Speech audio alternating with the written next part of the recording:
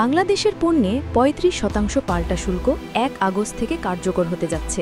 এর আগেই ইন্দোনেশিয়া, ভারত, ভিয়েতনামের মতো দেশগুলো ছাড় পেলেও বাংলাদেশ এখনও দর কষাকষিতে পিছিয়ে। ব্যবসায়ীরা বলছেন সরকারের প্রস্তুতি অপর্যাপ্ত, দর কষাকষিতে নেই কার্যকর কৌশল। রাজধানীর সোনারগাঁও হোটেলে এক গোলটেবিল বৈঠকে রপ্তানিকারকরা জানান, সরকার আলোচনায় বিশেষজ্ঞ ও বেসরকারি খাতকে যুক্ত করেনি। সিপিডির ফেলো ডক্টর দেবপ্রিয় ভট্টাচার্য সরকারের সমন্বয়হীনতা ও রাজনৈতিক বৈধতার অভাবকে দর কষাকষিতে ব্যর্থতার মূল কারণ হিসেবে দেখছেন। দেবপ্রিয় ভট্টাচার্য বলেন, শুল্ক আলোচনায় নন ডিসক্লোজার এগ্রিমেন্ট এনডিএ সই করেছে সরকার। দেশের ইতিহাসে এই ধরনের এনডিএ এটাই প্রথম।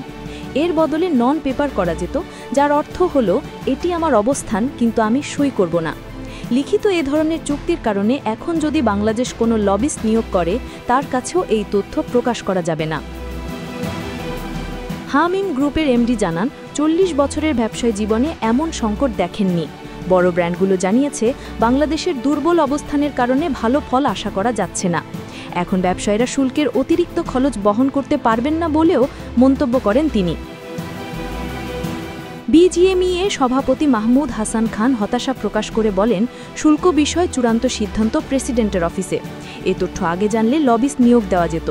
এখন অনেক ক্রেতা অর্ডার স্থগিত করছে, আর বেসরকারি খাতকে সরকার কাজে লাগাচ্ছে না।